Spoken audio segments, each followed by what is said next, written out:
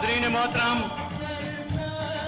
شفاف پانیوں کی طرح تیرا مجاز، شفاف پانیوں کی طرح تیرا مجاز، باد صبا کا لفظ تیری گفتگو میں، خان آف میاں والی وزیر اعظم پاکستان جناب عمران خان۔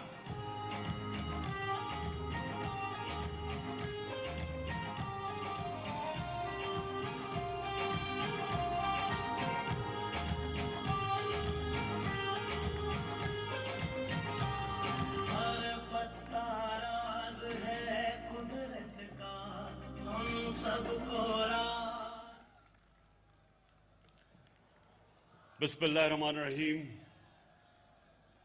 ایاک نعبد و ایاک نستعین۔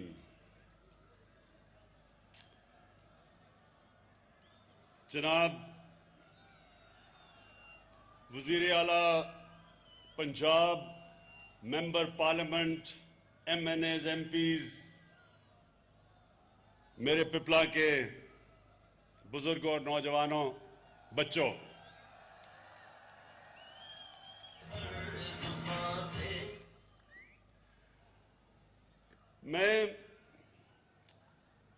میں آج پپلا بڑے خاص مقصد کے لیے آیا ہوں،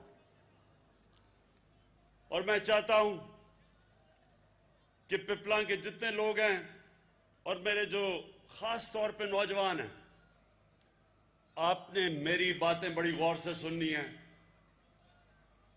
کیونکہ ہمارے بچوں کے اندر ابھی تک اور نوجوانوں میں اس چیز کا احساس نہیں ہے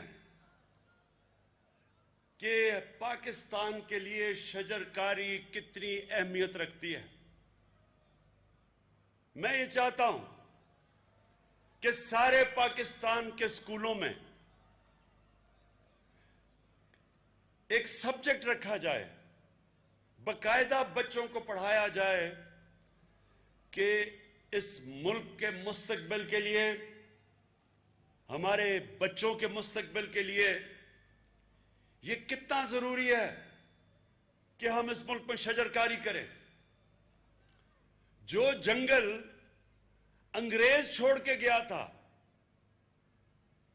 انگریز کا تو یہ ملک نہیں تھا، لیکن جو جنگل انگریز چھوڑ کے گیا تھا، مجھے آج افسوس سے کہنا پڑتا ہے کہ وہ جنگل ہم تباہ کر چکے ہیں۔ کندیاں یہ انگریز نے بنایا تھا، اور کندیاں تقریباً 20,000 ایکڑ کے اوپر جنگل بنایا، چھوڑ کے گیا وہ، جس میں تقریباً 10,000 ایکڑ پہ درخت اگے ہوئے تھے۔ اور آج آپ یہ کندیا میں دیکھیں، یہ جو میں جب بچپن میں میاں والی آیا کرتا تھا تو مجھے ابھی بھی یاد ہے کہ بڑا جنگل تھا کندیا میں، اور آج ہیلی کاپٹر سے میں نے اوپر سے دیکھا ہے، درخت ہی نہیں نظر آتے، جنگل میں درخت نہیں ہیں، یعنی سارا جنگل تباہ کر کے رکھ دیا۔ اور یہ ہمارے پاکستان کی عوام کو اس کی اہمیت ہی نہیں پتا کہ کیوں جنگل اتنے ضروری ہیں۔ نوجوانوں میں سے آپ کو خاص طور پہ آپ سے مخاطب ہو رہا ہوں، یاد رکھیں یہ آپ کے مستقبل کے لیے اتنا ضروری ہے، کیونکہ آگے اگر اس ملک میں ہم نے جس طرح پہلے جنگل تباہ کیے ہیں، ہم نے اسی طرح جنگل تباہ کیے، یہ موسم میں تبدیلی آپ کا مستقبل تباہ کر دے گی۔ میں پھر سے کہتا ہوں کہ ہم اپنے اسکول کے بچوں کو پڑھانا شروع کریں گے کہ یہ شجرکاری اس ملک کے لیے کیوں اتنی اہمیت رکھتی ہے۔ اللہ نے آپ کو وہ ملک دیا ہے، اس ملک میں جو نعمتیں اللہ نے ہمیں دی ہیں، مجھے افسوس سے کہنا پڑتا ہے کہ ہم اس کا شکر ادا نہیں کرتے۔ ہمیں پتہ ہی نہیں کہ اللہ نے کتنی نعمتیں دی ہیں. آپ میں سے کتنوں کو پتا ہے کہ اللہ نے پاکستان میں 12 موسم دیے ہیں؟ 12 موسم ہیں پاکستان میں. کتنے دنیا میں ملک میں 12 موسم ہیں؟ ہر قسم کی چیز، ہر قسم کا پھل پاکستان میں اگ سکتا ہے. اور اللہ نے جو ہمیں دریا دیے ہیں، ان کے پانی کا ہم صحیح استعمال کر لیں، یہ پاکستان دنیا کو اناج دے سکتا ہے. ہم کہتے ہیں جی گندم مہنگی ہو گئی، کبھی سبزیاں مہنگی ہو گئی، کبھی چینی مہنگی ہو گئی. اس ملک میں تو کبھی مہنگی ہونی نہیں چاہیے، کیونکہ جو زمین دی ہے، جو اللہ نے پانی دیا ہے، جو موسم دیا ہے، ہم تو دنیا کو یہ چیزیں بیچ سکتے ہیں. یہاں تو کبھی کسی چیز کی کمی ہونی نہیں چاہیے. ہماری غلطی ہے، ہم نے اللہ کی دی ہوئی نعمتوں کا صحیح استعمال نہیں کیا. ہمارے نبی صلی اللہ علیہ وسلم، ان کی حدیث ہے کہ درخت اگاؤ. دنیا کا جو سب سے عظیم انسان تھا، کسی وجہ سے وہ کہتا تھا درخت اگاؤ. اور وہ مسلمان جو ریگستان میں بسے، وہ جب اسپین میں گئے، جب انہوں نے اسپین فتح کیا، تو آج بھی جا کے دیکھیں اسپین میں باغات جو مسلمانوں نے ریگستان سے جا کے اسپین میں اگائے، جدھر انہوں نے دیکھا کہ موسم ہماری طرح کا موسم تھا. اسپین میں وہ موسم ہے تقریباً جو پاکستان میں ہے. وہاں باغات دیکھیں، جنگلات دیکھیں، یہ مسلمانوں نے اگائے تھے. کیونکہ اللہ کے حبیب نبی صلی اللہ علیہ وسلم کا حکم تھا، اور وہ جو بھی کہتے تھے وہ ہماری بہتری کے لیے تھا. اور پھر سے میں کہتا ہوں، میں تقریباً میری اتنی عمر ہے جتنی پاکستان، 5 سال چھوٹا ہوں پاکستان سے. اور میں نے اپنی زندگی میں دیکھا پاکستان میں ہم نے اپنے جنگلات تباہ کرتے ہوئے. بچپن میں نے چھانگا مانگا دیکھا، بڑے بڑے درخت تھے. چھانگا مانگا میں اب بڑے درخت ہی کتنے رہ گئے ہیں. لوگوں نے قبضے کر لیے زمینوں پہ. اور یہ میں وزیر اعلیٰ صاحب آپ کو، سبطین خان آپ کو کہنا چاہتا ہوں کہ جو وہ مجرم ہیں جنہوں نے ہمارے جنگلات کی زمینوں پہ قبضہ کیا ہوا ہے، ان کو مجرموں کی طرح دیکھیں.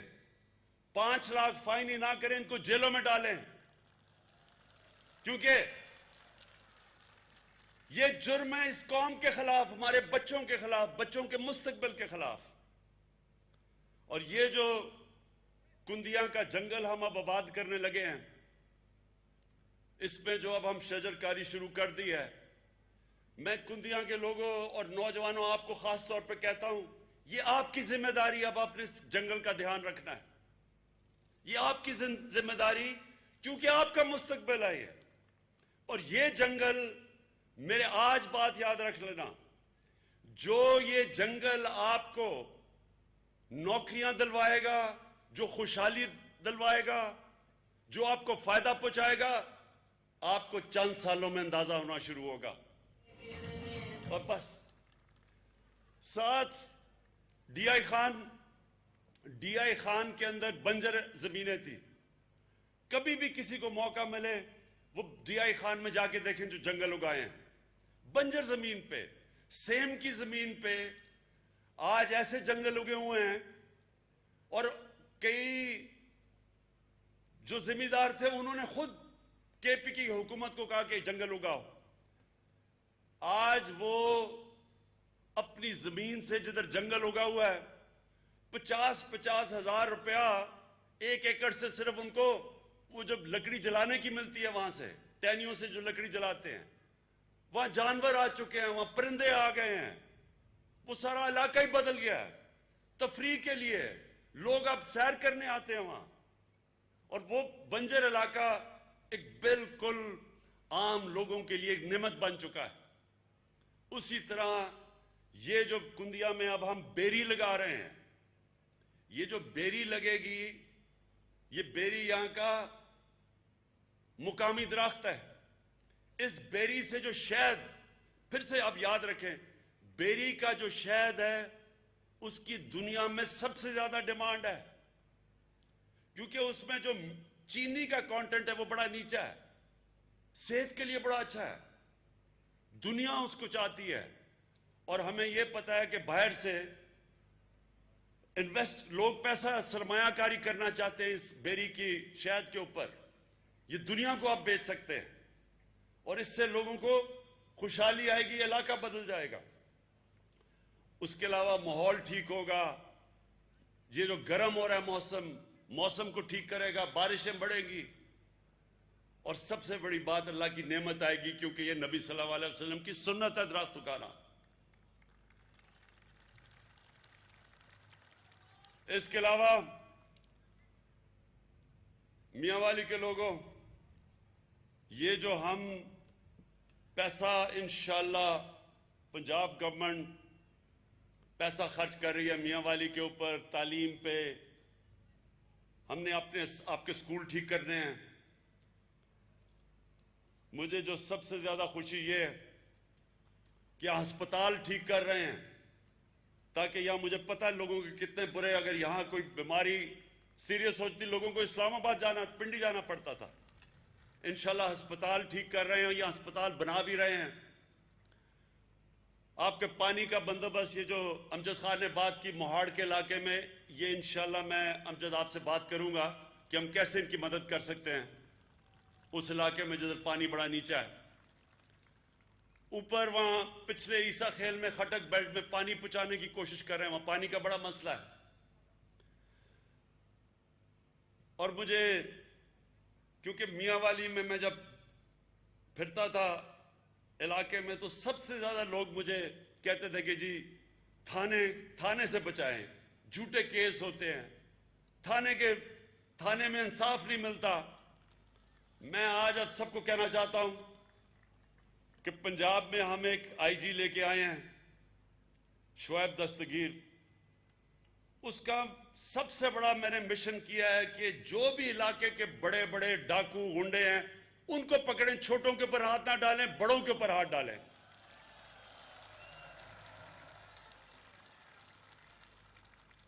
کبھی بھی، آپ تو میرے جانتے ہوں گے، کبھی بھی چھوٹے چوروں کو پکڑ کے چوری نہیں ختم ہوتی. بڑے ڈاکوؤں کو جب پکڑتے ہیں چھوٹے چور ویسے ہی ڈر جاتے ہیں. لیکن اگر جس طرح ہمارے ملک میں ہوتا رہا ہے، چھوٹے کرپٹ لوگوں کو پکڑتے رہے ہیں اور بڑے بڑے ڈاکوؤں کو چھوڑتے رہے ہیں، اس کے نتیجے میں یہاں چوری بڑھتی گئی ہے، کرپشن بڑھتی گئی ہے. یہ ہماری حکومت، پہلی دفعہ حکومت آئی ہے جو بڑے بڑے ڈاکوؤں کو ہاتھ ڈال رہی ہے. یہ پہلی دفعہ ہوا ہے، اور اس سے انشاءاللہ آپ دیکھتے رہیں گے کرپشن نیچے جانی شروع ہوگی. اس کے علاوہ مجھے خوشی یہ ہے کہ یہاں جو آپ میاں والی ڈسٹرکٹ میں یہ جو نمل یونیورسٹی بن گئی ہے، یہ صرف میاں والی کے لیے نہیں ہے، یہ ایک انٹرنیشنل لیول کی یونیورسٹی بننے جا رہی ہے. باہر سے پاکستان، سارے پاکستان سے ابھی بچے پڑھ رہے ہیں وہاں کے. یہ وہ یونیورسٹی بنے گی انشاءاللہ. یہ بھی آج میری بات یاد رکھنا، باہر سے دنیا سے لوگ یہاں نمل یونیورسٹی میں پڑھنے آیا کریں گے. جب لوگ کہتے ہیں کہ جی پیسہ زیادہ خرچ ہو رہا ہے ڈی جی خان میں، ڈیولپمنٹ فنڈ اور میاں والی میں ان کو یہ کہنا چاہتا ہوں کہ کبھی بھی ملک ترقی نہیں کرتا جدھر ایک چھوٹا سا علاقہ سارا پیسہ ادھر خرچ ہو، باقی سارا پنجاب پیچھے رہ جائے. ملک تب ترقی کرتا ہے جب ایک ملک اپنے وہ علاقوں پہ پیسہ خرچ کرتا ہے جو پیچھے رہ گئے ہیں. سارا میاں والی ادھر چلے جائیں، D I Khan, D G Khan, Taunsa, یہ سارے علاقے پیچھے رہ گئے ہیں. مظفر گڑھ، یہ سارا جو مغربی علاقہ ہے پاکستان کا، یہ پیچھے رہ گیا.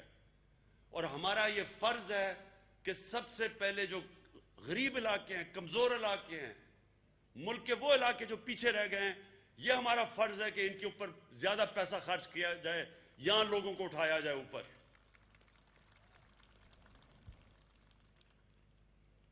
میں آخر میں صرف ایک چیز کہنا چاہتا ہوں کہ میرا مشن ہے پاکستان کو ایک فلاحی ریاست بنانا۔ میری مشن یہ ہے جو مشن قائد اعظم محمد جناح کی تھی۔ پاکستان نے ایک اسلامی فلاحی ریاست بننا تھا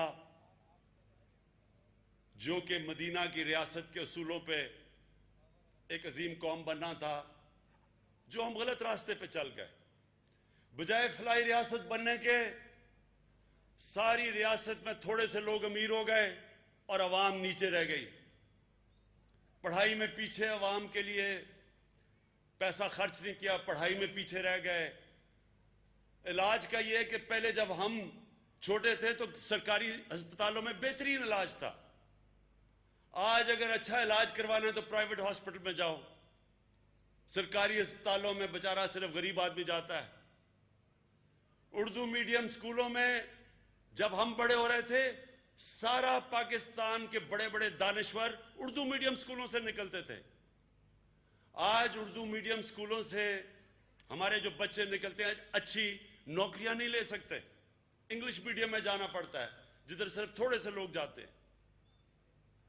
اور جس پاکستان میں جو بننا چاہیے تھا وہاں ریاست کی ذمہ داری ہونی چاہیے تھی لوگوں کو روزگار دینا، اور اگر روزگار نہیں ملتا تو جس طرح باہر میں فلاحی ریاست میں ہوتا ہے لوگوں کو پیسے ملتے ہیں جب تک روزگار ریاست نہیں دلوا سکتی۔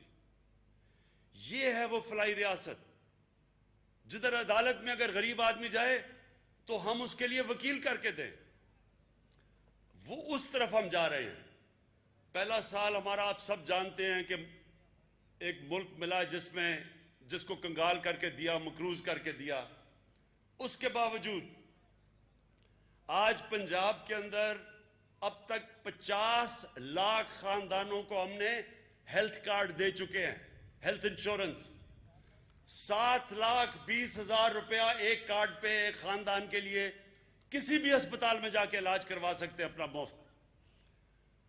60 لاکھ خاندانوں تک ہم نے یہ پہنچانا ہے ہیلتھ کارڈ پنجاب میں۔ پختونخوا میں انہوں نے فیصلہ کیا ہے کہ سارے غریب لوگوں کو پختونخوا میں ہیلتھ کارڈ پہنچا دیں گے۔ وہ قبائلی علاقے میں ہم سب کو، جو پہلا قبائلی علاقہ تھا، سب کو ہیلتھ کارڈ دے رہے ہیں۔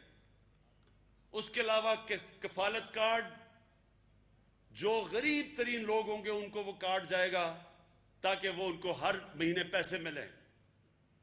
اس کے علاوہ ہم قرضے دیں گے سود کے بغیر، ہر سال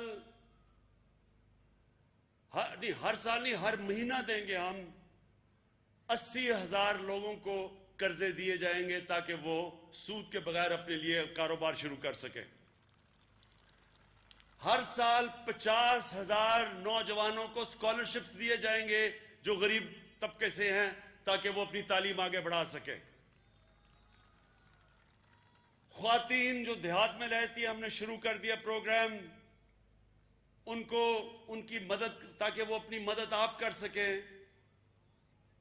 ان کو ہم بھینسیں، گائیں، مرغیاں دیں گے تاکہ وہ اپنی آمدن بڑھا سکیں، گھر میں اپنی دیہات میں رہتے ہوئے اپنی زندگی بہتر کر سکیں۔ یہ پورا کوشش ہے ہماری کہ نیچے سے ہم طبقے کو اوپر اٹھائیں، اور انشاءاللہ یہ راستہ وہ راستہ ہے جو کہ پاکستان کو شروع سے اپنانا چاہیے تھا، ایک اسلامی فلاحی ریاست بنانے کا۔ پاکستان زندہ باد۔